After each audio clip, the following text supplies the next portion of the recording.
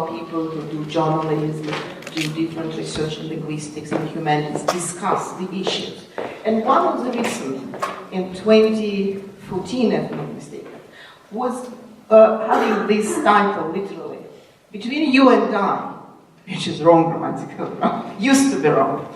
The English language is going to the dogs, which means that something wrong is happening with the language, right? In fact, this phrase, the English language is going to the dogs, is echoing parliamentary discussion in British Parliament when peers and lords were talking about the problems English language is actually facing, becoming less received, less clearly shaped, deviating in different areas. And it was sometime in the 90s, pretty long ago already. And one of the MPs at that meeting said, it's obvious that English language is going to the dogs. Let's at least make efforts that it is going to the British dogs. Well, now, like a decade later, we can observe that this is not actually much working. Why it is not working? It is because, due to the facts that we have discussed above, that the number of people using English for different purposes, speaking English, actually is exceeding, and it eventually leads to certain changes. The question is, what changes could be accepted as, like, setting norms, probably? What changes could be accepted as non-mistaken things and do not impede communicative streams, communicative exercises actually people take through their lives? What does it mean to those who actually take English for their professional career? According to David Gradle, and probably you've read his two researches, English as a foreign language and English Next, which appeared in 26. David Gradle actually states that English is not anymore a foreign language. Svetlana Vladimirovna started talking about English as one of foreign languages. Yes, according to the documents, according to the sets that come from the Ministry of Education, English, French, German are stated as equal languages, which is not true. And this is what Tamara Yuryevna, in fact, said in the very beginning. I came to America and all I could do, use my survival skills, which is good, which is also part of your communicative competences and communicative behavior. So Gradle insists that along with digital skills, English is a must for any person who is considered to be educated. If you move a little bit southern part, to India, for example, you can't get a proper job if you're not having good proficiency in English. It means that doors and everything opens up to you because you can do it in English. You can do accounting, you can work in a call center, you can be a good research engineer, IT specialist. If you have English and you have English on a certain level, you may become a pilot in an international company, for example, in the Emirates. And by the way, in the Emirates, we have quite a crowd of Russian pilots who come today. And they're losing competition when they compete with the Indian guys.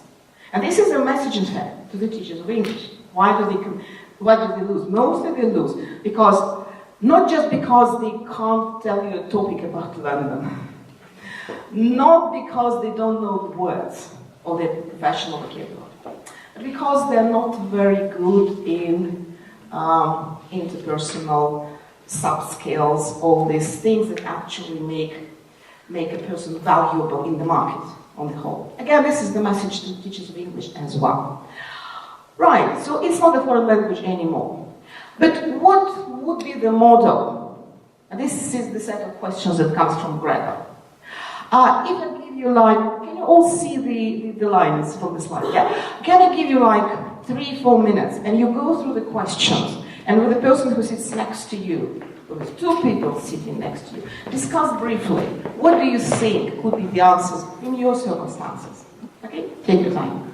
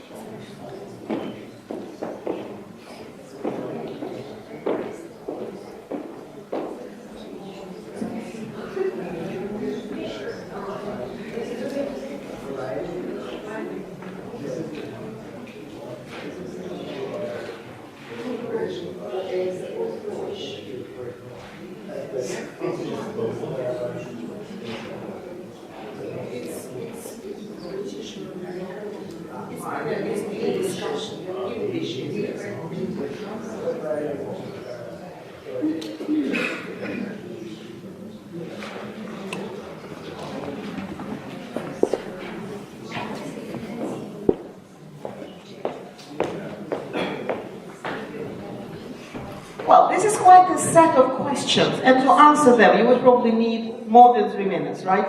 But just going through some of them. If you take the first one, what variety of English is regarded as authoritative? Is it British English or American English? American English. Who stands for American English? 3 people. For British? Wow. Okay. What about Indian variety? That's the problem, yeah? Because actually it's more than just 2. And probably they are going to be more. We probably should consider sometime in the future, near future, Chinese, or Spanglish, or Russian English. So it's not that obvious, English or British, or American. It's not that obvious. When I was a student in university, we were told, take either, but make it consistent. Which is a bit of a challenge for non-native speaker to be consistent, especially again if you get your education in Siberia, never ever for 5 years of your learning English, never seen any, and you don't distinguish between Brits and Americans at all. So the next one, what language skills are most important? You would say all 4, but is it always that equal? Depends upon the objectives. Exactly. There may be some programs, parts of education where, for example, reading and writing would be more valuable, right? It doesn't mean not to teach speaking at all, but they're more valuable if, for example, you take this academic English and you have to read and write a lot, and this is where you are assessed, and so on and so forth. So this is quite a shopping list, which needs to be answered on a very low and on very high levels at the same time. You decide in your classroom who you are as a teacher and where you are actually focusing at. And if your student mixes up British and American pronunciation, then what? What does it mean? It means nothing actually. Go to some, I don't know, British university, you will come across multinational community and people speak different accents, different language, English is, and what? They just learn, study, they do their job. So, in fact, we do talk about some sort of post-method work. We have, well, within the recent decade, we have acquired that communicative approach is good. Communicative approach is something we need to follow. However, some articles, some people, some presenters will say, communicative approach is not a panacea. And there must be something else. And in fact, we do talk about some more of eclecticism in methodology, which means that post-method world is something that works best for you in your particular circumstances. Again, this is not just following the pattern that is given to you. This is about thinking, making choices, designing your own syllabus, and being responsible for what you're doing, right? According to David Gradel, there is no single way of teaching English, no single way of learning it. People are different styles, no single motive for doing so, no wonderful magic course book or syllabus, they do not exist, no single way of assessing proficiency, and no single variety of English. Again, this is more responsibility upon us, upon teachers of English in every part of the world. However, there are at least 3 major trends existing globally, and these are the trends that are more or less revealing in this country as well. That we believe instinctively or through books that the sooner you start teaching English, the better. But to start is one thing, how to proceed is another, right? However, teaching young learners according to this sort of methodology, being aware of their peculiar things, this is important. And this is what we observe across the world. Content and language integrated learning, where you make content more responsible for setting targets in the classroom, and where language works as actually it should work, a tool. A tool in order to solve a problem, in order to complete a project, to write something. So language serves. And English as lingua franca, what actually we're talking about. So being less worried about aspiration when you pronounce, and not just trying to sound better than the Queen Elizabeth. Probably this is not worth the efforts. What worth the efforts is something else, being more practical in your world, in your life. This slide actually shows the overall tendency that, again, we can observe across the world, and which is more or less true to our country. That in fact, universities take more and more classes in English. Universities in Turkey, in Eastern Europe, some universities make English as medium for instructions.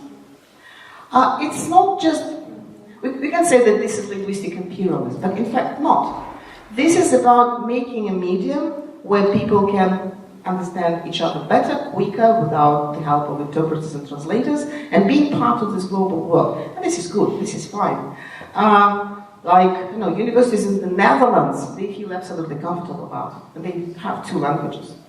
Kazakhstan is moving in the direction of 3 languages. They have English, Russian and Kazakh, and they are using very intensively and extensively English. Hooray. School leavers need higher level of proficiency in English. Again, you are school teachers. Those of you who are here from universities, some technical universities, one of the biggest problems for the Russian universities, you actually take people, you set a placement test, and people come with a level, there's a joke, A1 plus. When they leave university, their level increases to A1 plus. Nothing happens. What is there inside? What sort of English is translation, endless translation of text? It doesn't lead you actually anywhere at all.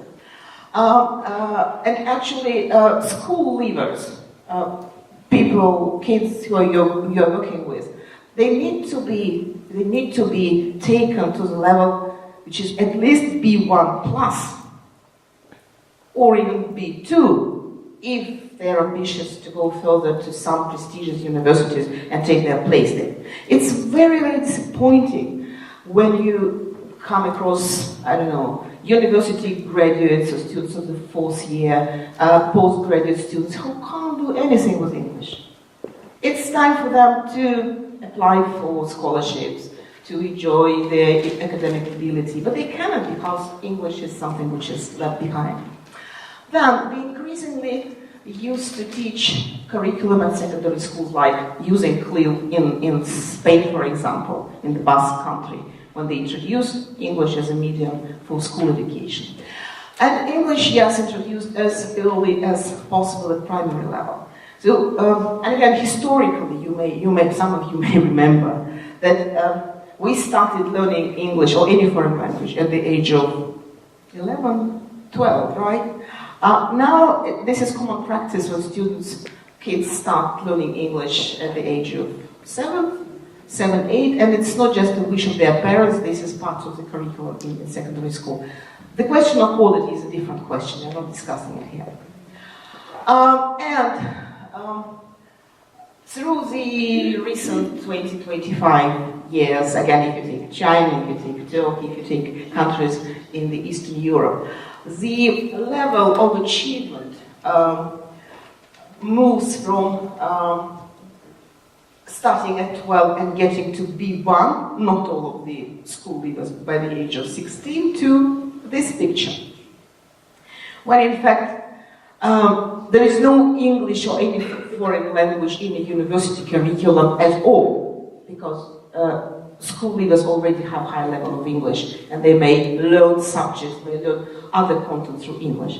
Not the case for our universities yet. I do hope it will change soon, but sporadically it does happen. So, what actually does it mean to us? We observe paradigm shift, which is getting from native model, and by the way, communicative approach appeared as a tool, a fantastic tool that allowed and still allows Brits and Americans to go across the world, enjoy life, teach English, not necessarily having any teaching or pedagogical degree, right? Today we do talk about intercultural model, Again, if you take proportions, I don't know, maybe 80% of ELT professionals today are non-native speakers. You can't expect them to be role models, but you expect from them to be proficient role models where they understand what they do with the language and they can teach language on a high level. And then if we are trying to come back to the question, what variety of English? Yes, not very long ago, we were talking about native speaker model. Today we speak about rather other varieties, intercultural things that are more appropriate, more realistic to the real life. And instead of just communicative approach, we do talk about multilingualism, local international contexts, socially and culturally sensitive materials, activities, all these things. The next, if you are interested in this English as an international language, you may find it in the internet a very good webinar from Elizabeth Becks and Marcella Carasso. These are two great ELT professionals, and they were doing webinars through ITitarenko. You heard this word today already, ITitarenko, International Association of English as a Foreign Language. And they provide webinars from different professionals. They made the research, they wrote a book, and they collected information, collected data from different countries, how actually it works. And they insist that there is a shift from native speaker to fully proficient speaker. In their research, they focus on pronunciation, language proficiency, and classroom methodology. What does it actually give to us? How does it help? It actually helps you to serve your energy and focus on really meaningful things. Like, for example, take the second line. Because only 2% of all British speakers are having RP, received pronunciation, forget about it. We are not having RP. And it actually proves that actually we probably never have it. Forget about it.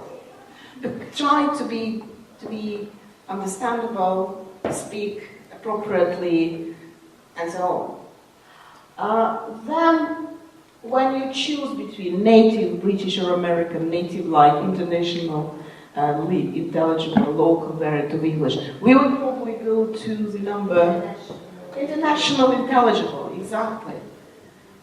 If a Chinese guy speaks English and still keeps some Chinese intonations, but it doesn't actually prevent you from understanding what's the problem, we do our job. What actually we need to pay attention anyway, it doesn't mean that everything is acceptable, any mess, no. Paying attention to these longer and shorter vowels. This is important because it changes the meaning.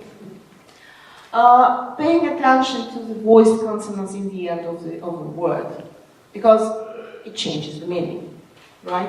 Probably you've seen on YouTube this funny stuff about a German guy who starts working as a dispatcher for the ships and vessels or whatever. And we are thinking, yeah, what are you thinking about? So this is not the case, right?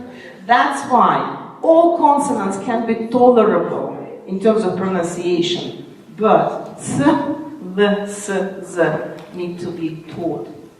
You need to teach and explain what is the difference in the meaning. Sentence stress. By the way, if we talk about Russian speakers, in the exams, for example, if you compare different samples of cases when people talk, speak, demonstrate their speaking skills, Russian males, I don't know why males, probably they are less emotional, they show less appropriacy in terms of rhythm and tone, and the voice would be narrow and boring, and it influences the meaning. Because if you say, are you coming on Tuesday? It means Tuesday. Are you coming on Tuesday? This is stress and rhythm. It needs to be taught, and this is our responsibility. Another issue is grammatical and lexical stuff. I don't know actually what's going on with the English language. It's a weird piece because it is very dynamic. David Crystal would compare it with a Hoover. Hoover. They don't have a word. Well, if you go to dictionary, probably find the word vacuum cleaner. Hoover is the name of a company, but nobody in Britain says vacuum cleaner. They say Hoover. I don't know why, but this is the dynamic language, and this is the language that works as a Hoover, takes everything from everywhere, very quickly digests, and starts using as if it's own, like Shakespeare was doing, in fact, right? Context, how context influences the meaning, noticing the language. This is what is important, and this is very exciting when you teach and analyze. Authenticity, relevance, you can use it in your life. And that is why reading modern literature is far more important and helpful compared to reading classical literature. It may be part of your education, but it needs to be used in comparison with the modern language anyway. You can't take Goldsworthy or Dickens and make sure that kids are learning the language people speak. No, they don't. People can read and understand, but in order to speak, you need to go to the street. You need to understand what are the differences. And yes, these varieties of Englishes, and, well, Asian, local, Indian, these are real, striving, living examples. These are the languages. When I was told, a guy, his native speaker, he's from Scotland, but he speaks very standard good English. He works in Egypt. And when he comes to ensure that you actually read the right meanings, be flexible. Be flexible in, again, it's very close to being accommodated. When you talk to someone who can only understand short chunks, you actually try to be flexible and speak shorter sentences, right? Or vice versa. Use different strategies to achieve goals. I've come across many students with quite high level of language. I mean, no grammar, they know grammar and they know a lot of words. But they feel very hesitant about re-asking, reshaping, demonstrating their maybe incompetences they consider. This is what they shouldn't do. This is what we need to teach them how to deal with. And talking about lexis. On the one hand, we would say the more words, the better, right? And this table shows that actually, if you know like 7,000 words, it covers nearly 100% of the needed language. The question is, what are the words, right? Because just learning the lists as we were taught in university, for example, lists and thanks good patterns. We also were learning patterns. It helped me a lot later on, right? Because words do not live on their own. Words go in partnerships. What actually you need to pay attention to? First of all, use the corpus, British or American corpus, which is a set of language, the dense set of language that people use for general communication, for different specific purposes, and so on and so forth. But what we need to do is to pay attention to the families of words, groups of words, derivatives, understanding how they work inside these families, what is appropriate, what is not. And of course, paying attention to the chunks or collocations, as I call them partnership between words. What is most likely? It may be phrasal words, it may be just collocations. But if you say, for example, quick food, people will understand you. But it's strange, yeah? Because quick food is not fast food. Fast food is natural, and you come with this collocation. The same is about fast car. But it's interesting that, in fact, you can say quick car. You can find it, but not very often. Maybe it will change this collocating soon enough. But if you go to this collocation Oxford Dictionary, you will only come across this fast fast car, not quick car. Although, yes, I started doubting myself, and I checked, yeah, you can find quick car. It means быстрая, but actually it's not very frequent. So these are the things that we need to know when we teach language and when we work with language. Yeah, we need to be culture specific, but not avoiding, but start with non-culturally rooted language and then add more culture. It helps. It helps to differentiate. So we need to teach English as English is, languages for different purposes, and give priority to the languages that are most likely to be used by the students. Grammar. We've all been struggling with this third-person singular, sometimes in vain. I won't say that we should ignore it, but in fact, if you take the descriptions in Cambridge exams, for example, this is considered as a minor mistake. It does show that there is some inconsistency in the knowledge of grammar, but it's not the knowledge of grammar which is checked. Communication, interpersonal contact is far more valuable. Pluralization is actually what is happening with the language. We would say, feedback is wrong, but people do say like this. And if you go to the corpus of English, in the corpus you would come across quite a big number of instances when these words are used plural. Like, for example, in phonetics, you may say, are you tired? All grammar books would tell you there must be writing information. Are you all right? But 25% of Brits will say, are you all right? What does it mean? It depends on the context, on the situation, and if you come to grammar, use different instances. Explain why, how, and for what purpose. Using this no right instead of tag questions. Maybe a relief for many teachers, in fact, right? Like, Florence is beautiful. No, this is how people speak.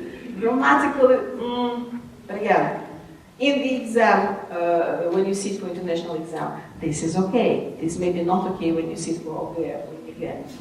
It's another story. Right, thank you. If you have any questions, you're most welcome.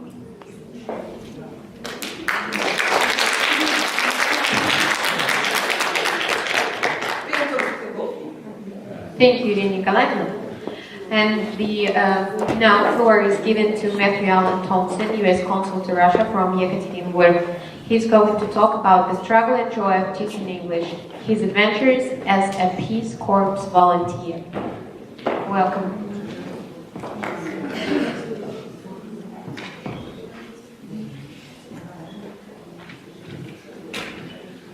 Okay. I will try to keep you entertained and lively. I know it's after lunch and everybody's tired. Thank you, Irina, for that very interesting presentation. I learned a lot, actually. So before I start, I want to tell you a little story. My presentation will be much different than your other presenters who are experts on the English language. I'm simply a speaker of English. So 2004, I found myself in a cold classroom in a very small town called Zavet in Bulgaria. It's in northeast Bulgaria, about 3 hours east of Varna, if you know where that is. It was a day like this, no snow, but it was very cold. And I was in the classroom by myself. I was a teacher there, part of the faculty. And I was trying to explain, like in the video that Svetlana showed, trying to explain irregular verbs to my students. 14-year-old boys and girls. They'd only studied English 2 years. They did not like this at all. I tried to explain on the board, this old dusty chalkboard that was just from, I think, during Soviet times. And they weren't listening, they were yelling at me and making noises. And then all of a sudden, I hear noises in the hallway. Now I should explain, there was no door on our classroom because they tore it off. They broke it. This is the type of school where I was. It was in a small village. And the French teacher was sick that day, so her students were just roaming around the hallways. And they'd peek in and say, hello, and then run away. So try to imagine, trying to teach boys making noises. I can clearly remember Desislav causing problems, yelling something. Metin, this was a Turkish Bulgarian school. And then these kids yelling from the hallway. So I decided to play a game. Let's play a game. Let's try to make English fun. So I can't remember what we did exactly, but it was some type